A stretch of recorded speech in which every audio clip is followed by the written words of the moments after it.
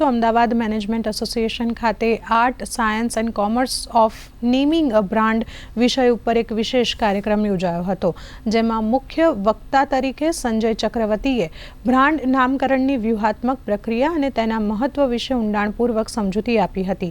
તેમણે જણાવ્યું હતું કે બ્રાન્ડનું નામ માત્ર ઓળખ નથી, પરંતુ કંપનીના મૂલ્યો અને ગ્રાહકો સાથેના ભાવાત્મક જોડાણનું પણ પ્રતીક છે.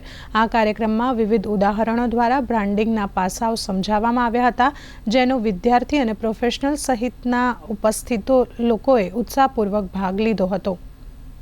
नेमिंग ए ब्रांड, क्योंकि ब्रांड का नाम जो है सबसे इम्पोर्टेंट है, क्योंकि सारी जो इक्विटी होती है, जो वैल्यू होती है, उस ब्रांड नेम के ऊपर ही होती है. तो सारा इन्वेस्टमेंट जो कुछ होता है वो ब्रांड के नाम पर ही होता है. उसके बिना कोई भी बिजनेस नहीं चल सकती. और आज का विषय इसलिए लिया गया है क्योंकि कई मिथ्स हैं मार्केट में ब्रांड नेम के ऊपर, और काफी लोग सब्जेक्टिव हो जाते हैं जब नाम चूज करते हैं. बट इसके पीछे साइंस, कॉमर्स और आर्ट्स तीनों सम्मिलित होता है. उसके बाद ही आप एक ब्रांड नेम चूज कर सकते हैं.